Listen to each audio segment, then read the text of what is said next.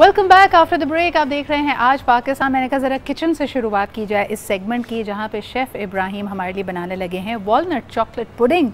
जहन के लिए भी बड़ी अच्छी होगी है, तो इसमें वॉलनट्स हैं। क्या क्या हो चुका है अभी तक शेफ़, और बताएं अब नेक्स्ट स्टेप्स क्या हैं? एक वाइट और शुगर को बीट किए इसमें एग यolk डाल के। ठीक है। अब हम इसमें चॉकलेट ऐड करके फिर इसको अच्छा, ये जब चॉकलेट आप ऐड करते हैं, a lot of times people are asking कि इसको वही डबल बर्नर में करके चॉकलेट को मेल्ट करना होता है, डायरेक्ट ना करें, और मिलाने का सही तरीका क्या है वो दिखा दें, उसके बाद हम आगे बढ़ें। जी, इसके बाद हम इसमें डाल देंगे ये एग्स विद शुगर बीट हुआ हुआ यहाँ पे रखा हुआ है, और मेल्ट की हुई चॉकलेट। जी, मेल्ट की हुई चॉकलेट हम इसमें डाल देंगे। सुपर। ऑन और राफे इसको गौर से देख रहे हैं, मुंह में पानी आ रहा है। Very good, very good. अगला गाना will be dedicated to chocolate pudding. ठीक है जी। और ये नो बेक पुडिंग होगी, स्टीम पे बनेगी? जी, स्टीम पे बनेगी। ये स्टीम होती है बेसिक, जो पुडिंग वगैरह वो बेसिक जो है एक स्टीम पे ही बनती है। इसके बाद हम मेल्ट करेंगे। इसके बाद वॉलनट और ब्रेड क्रम्स। ब्रेड क्रम्स भी डालेंगे इसमें? कोई भी ब्रेड क्रम्स इसमें ऐड कर सकते हैं। ओके। डालेंगे फ्लोर। और ये आम यानी ये नॉर्मल आटा? जी, नॉर्मल फ्लोर जो नॉर्मल। इसके बाद हम इसमें यूज करेंगे वनीला एसेंस। वनीला एसेंस काफ़ी अच्छा खासा डल रहा है। Okay then. Okay, so this is all ready, और इसके बाद अब इसने स्टीम होना है। So chef, I leave you to that. We are all going to have a lot of meetha today, because by the way cake भी है, tarts भी हैं। फ़हीम, चीट डे नहीं, every day is a cheat day when it comes to us. लोग देख के अंदाज़ा लगा सकते हैं। जब केक की बात होती है तो वाकई। अच्छा, मुझे बताएं कि एनी सिग्निफिकेंट डेट, यानी अगर हम बात करें आपके करियर की, जैसे मुझे लगता है कि 8 अक्टूबर मेरे लिए हमेशा सिग्निफिकेंट रही है। आपके लिए कोई ऐसी सिग्निफिकेंट डेट है in your career? In my career, yes of course, 12th में। उस वक्त क्या हुआ था? उस दिन क्या हुआ? उस वक्त कराची हाइट्स को तो पता है क्या हुआ था, एंड आई वाज हियर। गैर सियासी मैं बातें आज करेंगे। टीवी पे था, आज न्यूज़ के ऑफिस में था। अच्छा। ऑन 12th में। ओके। हाँ, तो वो करियर की एक ऐसी डेट है जो कि याद रही, और था एक ट्रैजिक डे था, पर बहुत ज़्यादा हैसल, और वो बस वो चीज़ एक्सप्लेन नहीं की जा सकती। अच्छा, इट ऑलवेज स्टिक्स आउट। वाकया आप क्या कहेंगे? हम अक्सर बात करते रहे अपने शोज़ में कि the meaning you attach to any incident, ये हमारे कंट्रोल में होता है। हम कहते हैं ना, वी क्रिएट आवर रियलिटी। तो ऐसी कोई डेट जो उस वक्त मुश्किल रही हो, लेकिन in the course of time आपने देखा कि वो कितनी डिफाइनिंग मोमेंट था आपकी ज़िंदगी का, ऐसा कभी आपको लगा? देखिए, बिल्कुल आप सही कह रहे हैं। चाहे वो आप उसको डेट्स कह के देख लें, या आप टफ़ पीरियड कह के देख लें, जिसमें हम कहते हैं कि जी मेरी ज़िंदगी का सबसे टफेस्ट पीरियड था। अब इंटरेस्टिंग पार्ट इज़, जब आप उसमें से गुजर रहे होते हैं, उस वक्त आपको अल्लाह ताला से बहुत सारी शिकायतें होती हैं, खुद से भी शिकायतें होती हैं कि मेरे साथ ऐसा क्यों हो गया, everybody wise, everybody against me and all that.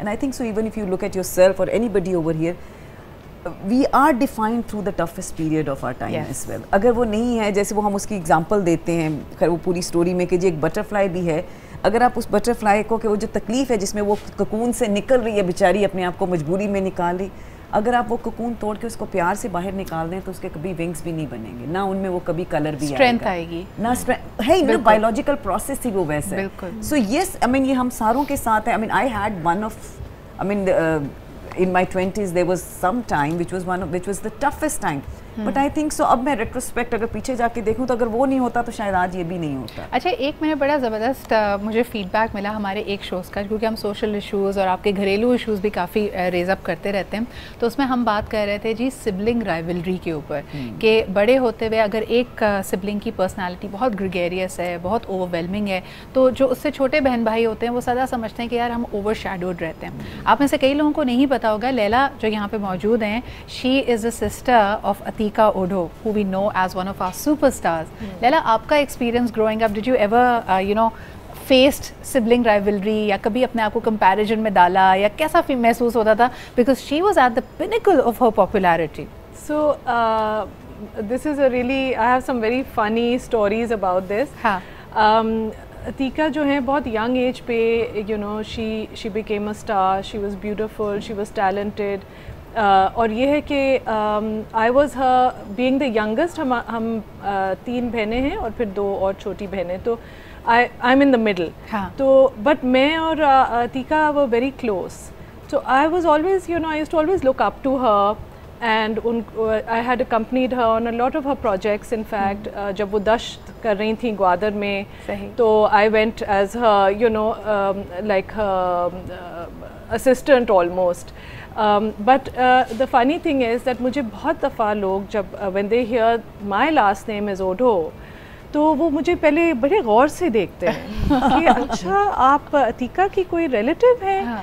And जब मैं उनको कहती हूँ कि जी मैं उसकी छोटी बहन हूँ, they find it very hard to believe. Why? They because we look so different. अच्छा हाँ, एक आम तौर पे लोगों के जहन में ये होता है कि बहनें हमेशा एक जैसी दिखनी चाहिए. हाँ एग्जैक्टली. एंड देन हमारी पर्सनैलिटीज़ आर वेरी डिफरेंट. फिज़ा कि हम आमतौर पे कहते हैं कि फर्नीचर पीसेस या कलेक्टिबल्स के बारे में जहन में ये आता है कि मैं मादियत परस्त हूँ, यानी मुझे अच्छी खूबसूरत चीज़ें पसंद है, मैं उस पर पैसे भी ज़्यादा खर्च करूँगी and probably I like stocking up a lot of things.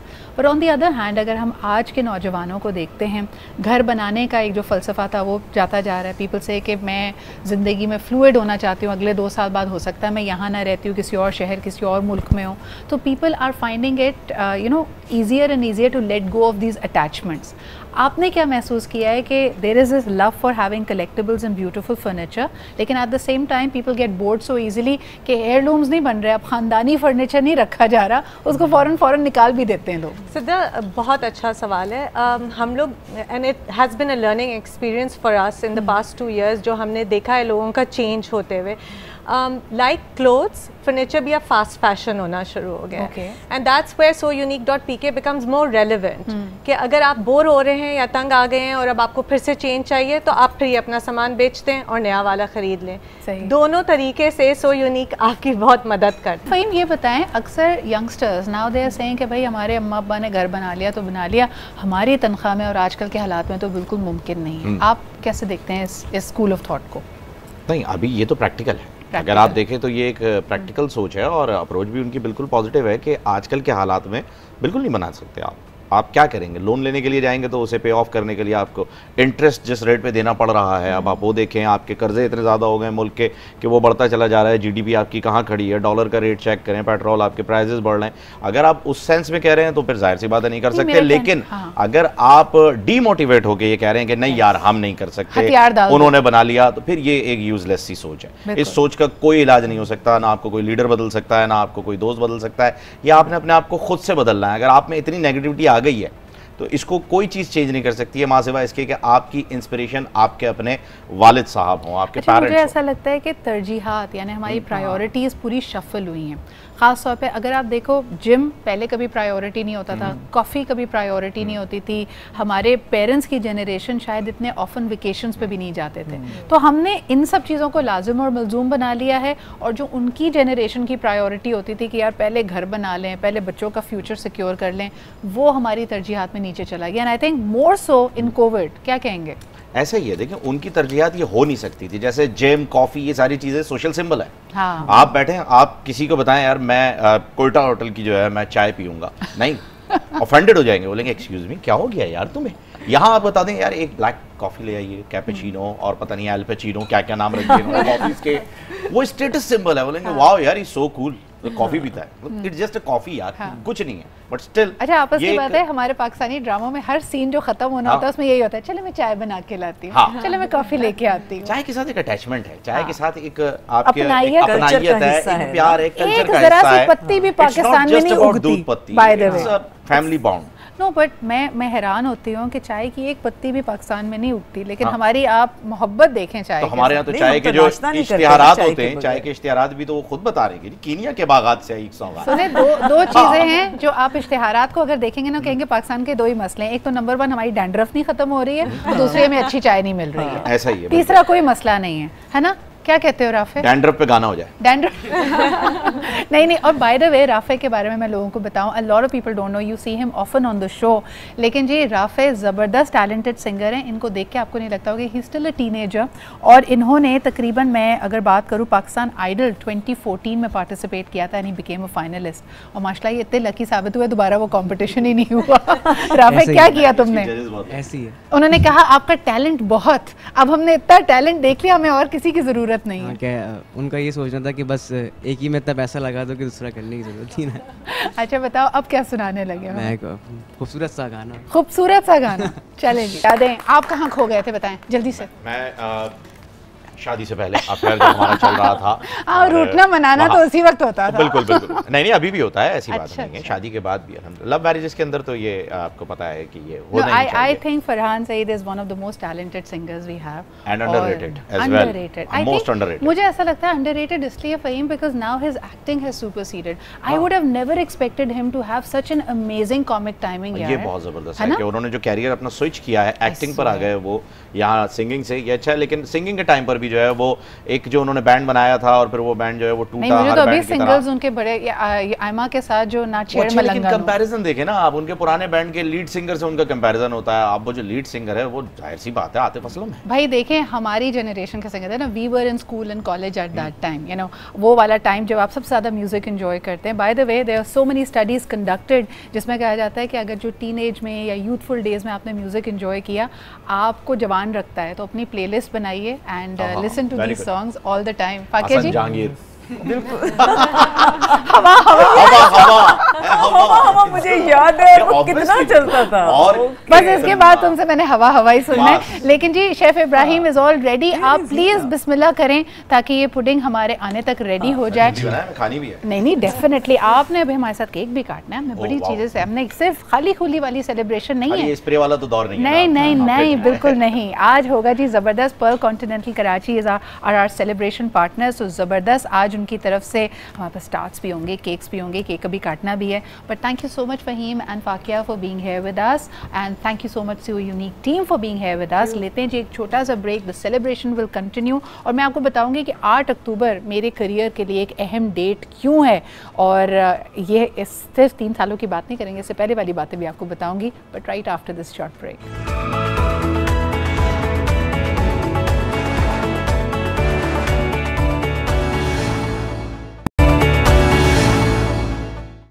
बार बार दिन ये आए, बार बार दिन ये गाए, तुम जियो हजारों साल ये मेरी है आरज़ू। Happy birthday to you everybody, happy birthday to you, happy birthday to आज Pakistan. Thank you so much for that, Rafe. And माशाल्लाह we are 3 years old. Our celebration partners का भी बहुत बहुत शुक्रिया, हमारे तमाम मेहमानों का शुक्रिया that they made time and they have been consistently making time for us in the last 3 years. मैं आपको बताऊं कि ये celebration आप सब लोगों के बगैर फीकी होती। आप लोग जितनी दफ़ा भी आते हैं, you make time, you add value to the show and of course जितने हमारे देखने वाले हैं, आप लोगों की feedback and comments से हमें पता चलता है what you really like and what more we can do. So without any further ado, क्योंकि मुझे पता है आप लोगों का दिन भी बड़ा बिजी गुजरने वाला है, weekend is only beginning, our guests have been here, so let's cut the cake. Are we ready? Yes चलें जी। आपके गाने से क्यों करते हैं, फिर उसके आगे एनी सॉन्ग। बार बार दिन ये आए, बार बार दिन ये गाए, तुम जियो हजारों साल है मेरी ये आरज़ू। Happy birthday to you, happy birthday to you, happy birthday to आज Pakistan, happy birthday to you. Thank you so much everybody for being a part of our celebrations. इंशाल्लाह आपसे पीर के रोज़ दोबारा मुलाकात होगी, लेकिन हमारे साथ साथ आप भी इंजॉय कीजिए। You must make time for celebrations, always be celebrating. हमारे जितने सेलिब्रेशन पार्टनर्स हैं उनका ख़ास तौर पर शुक्रिया। इस वाले एपिसोड में भी आपने देखा कि Pearl Continentals Karachi was with us. इसके अलावा Farah Talib Aziz for her beautiful designs and this time the icing on the cake quite literally has been by jewelry by Kajar, and of course we have Hajra with us right here. So thank you so much all of you. इसी के साथ हमें इजाज़त दीजिए। खुदा हाफ़िज़।